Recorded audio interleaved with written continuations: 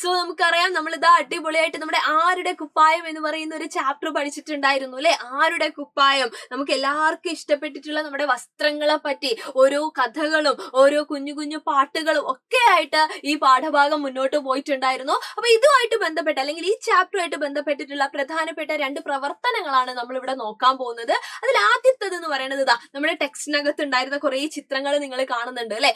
ചോദ്യം ഇതാണ്, സോഫി ചേച്ചിയുടെ വീടിന് നല്ല വൃത്തി, വീടിനും വീട്ടുകാർക്കും യെസ് അവിടെ ഇതാ പൂരിപ്പിക്കാൻ വേണ്ടി വെച്ചിട്ടുണ്ട്. അപ്പൊ നമ്മൾ എന്ത് എഴുതണം?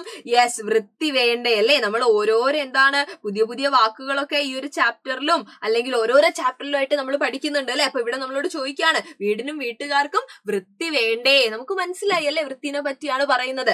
അപ്പൊ നിങ്ങളോട് ചോദിക്കുകയാണ്, എന്തൊക്കെ കാര്യങ്ങളാണ് വീടിന് വൃത്തി ഉണ്ടാവാൻ വേണ്ടിയിട്ട് നമ്മൾ ചെയ്യേണ്ടത്, അതുപോലെ എന്തൊക്കെ കാര്യങ്ങളാണ് വീട്ടുകാർക്ക് വൃത്തി ഉണ്ടാവാൻ വേണ്ടിയിട്ട് നമ്മൾ ചെയ്യേണ്ടത് എന്ന്. അപ്പൊ ആദ്യം നമുക്ക് എന്ത് പറയാം, നമ്മുടെ വീട് വൃത്തിയുള്ളതാക്കാൻ എന്തൊക്കെ കാര്യങ്ങൾ ശ്രദ്ധിക്കണം. നമുക്കറിയാം നമ്മുടെ സ്വന്തം വീടിനെ പറ്റി നമ്മൾ ചിന്തിച്ചാൽ മതി അല്ലെ. ദിവസവും നമ്മൾ അവിടെ അടിച്ചു വാരുന്നുണ്ട്, തുടയ്ക്കുന്നുണ്ട്, ഇതുപോലെ നമ്മൾ പൊടിയൊക്കെ എന്ത് ചെയ്യുന്നുണ്ട്, തട്ടുന്നുണ്ട് അല്ലെ. എട്ടുകാലിയുടെ ഒക്കെ വല ഉണ്ടാവാൻ ചാൻസ് ഉണ്ട്. അപ്പൊ അവിടെയൊക്കെ നമ്മൾ എന്താണ് വൃത്തിയാക്കുന്നുണ്ട്, തൂത്ത് തുടയ്ക്കുന്നുണ്ട് അല്ലെ. ഈ കാര്യങ്ങളൊക്കെ നമ്മൾ ശ്രദ്ധിക്കണം. കാര്യങ്ങളെല്ലാം നമ്മൾ അടുക്കും ചിട്ടയോടും കൂടി വെക്കുന്നുണ്ട്. പാത്രങ്ങളെല്ലാം കൃത്യസമയത്ത് അല്ലെങ്കിൽ കൃത്യമായ രീതിയിൽ നമ്മൾ കഴുകി വെക്കുന്നുണ്ട്. അടുക്കളയൊക്കെ നല്ല ശുചിയായിട്ട് നമ്മൾ കൊണ്ട് നടക്കുന്നുണ്ട് അല്ലെ. ഈ വക കാര്യങ്ങളെല്ലാം വീടിന് വൃത്തി ഉണ്ടാവാൻ നമ്മൾ ശ്രദ്ധിക്കേണ്ടതാണ്. എന്നാൽ മാത്രമേ വീടെന്ന് പറയുന്ന സമയത്ത് വീടിന്റെ അകം മാത്രമല്ല അല്ലെ, പരിസരവും നമ്മൾ എന്ത് ചെയ്യണം, ഈ പറയുന്ന പോലെ നമ്മൾ തൂത്ത് വൃത്തിയാക്കേണ്ടി വരാറുണ്ട് അല്ലെ. അതൊക്കെ നമ്മൾ ചെയ്താലേ നമ്മുടെ വീട് എന്നും ഭംഗിയുള്ളതും വൃത്തിയുള്ളതുമായിട്ട് മാറുന്നുള്ളൂ.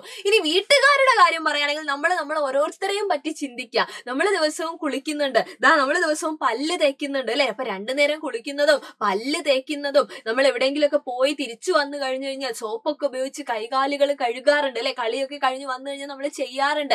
അതൊക്കെ എന്താണ് നമ്മുടെ ശുചിത്വമായിട്ട് ബന്ധപ്പെട്ട കാര്യങ്ങളാണ്. അതുപോലെ ദിവസേന കുളിക്കുന്ന പോലെ തന്നെ പ്രധാനമാണ് അലക്കിയിട്ടുള്ള വസ്ത്രങ്ങൾ നമ്മൾ എന്ത് ചെയ്യുന്നത്, ധരിക്കുന്നത് അല്ലെ. പുതിയ വസ്ത്രങ്ങളെ നല്ല അലക്കിയിട്ടുള്ള, അതായത് സോപ്പൊക്കെ ഉപയോഗിച്ച് നമ്മൾ അലക്കണം, എന്നാൽ മാത്രമേ അതിനകത്തുള്ള അണുക്കളൊക്കെ നശിക്കുന്നുള്ളൂ. അപ്പൊ ആ രീതിയിൽ നമ്മുടെ വീടിന്റെയും വീട്ടുകാരുടെയും വൃത്തി നമുക്ക് മനസ്സിലാക്കി വെക്കുക അല്ലെ. ഇനി ഈ ഒരു ചാപ്റ്ററിലുള്ള മറ്റൊരു പ്രധാനപ്പെട്ട ക്വസ്റ്റ്യൻ ആണ്, യൂണിഫോം ധരിക്കുന്നവർ ആരെല്ലാം. നമുക്കറിയാം നമ്മുടെ ചുറ്റും നമ്മൾ നോക്കുവാണെങ്കിൽ കുറെ ആളുകൾ യൂണിഫോം ധരിച്ചിട്ട് കാണാറുണ്ട് അല്ലെ. ഇപ്പൊ മക്കൾ സ്കൂളിൽ പോകുന്ന സമയത്ത് യൂണിഫോം ധരിക്കാറുണ്ട്. നിങ്ങൾ നോക്കിയേ, എന്തോരം ജോലിയിലുള്ള ആളുകൾ യൂണിഫോം ധരിക്കാറുണ്ട്. നമുക്കറിയാം ഡോക്ടേഴ്സ് ധരിക്കുന്നുണ്ട്, പോലീസ് ധരിക്കാറുണ്ട്, നേഴ്സ് ധരിക്കാറുണ്ട് അല്ലെ. അതുപോലെ വ്യത്യസ്ത ജോലി, ഇപ്പൊ ഹോസ്പിറ്റലിലൊക്കെ ആണെങ്കിൽ അവിടെയുള്ള സ്റ്റാഫിന് യൂണിഫോം ഉണ്ടാവാറുണ്ട്, വ്യത്യസ്ത ഓഫീസിലുള്ള സ്റ്റാഫിന് യൂണിഫോം ഉണ്ടാവാറുണ്ട്, പോസ്റ്റ്മാൻ യൂണിഫോം ധരിക്കാറുണ്ട് അല്ലെ. ഓട്ടോ ഡ്രൈവേഴ്സ് ആയിക്കോട്ടെ, ബസ് ഡ്രൈവേഴ്സ് ആയിക്കോട്ടെ, കണ്ടക്ടേഴ്സ് ആയിക്കോട്ടെ, അങ്ങനെ വിവിധ തരത്തിൽ. ഇനി നമ്മുടെ ആർമികൾ അല്ലെ, എന്താണ് നമ്മുടെ ഈ പറഞ്ഞ പട്ടാളക്കാരായിക്കോട്ടെ അല്ലെ, ഇവർക്കൊക്കെ എന്താണ് യൂണിഫോം ഉണ്ട്.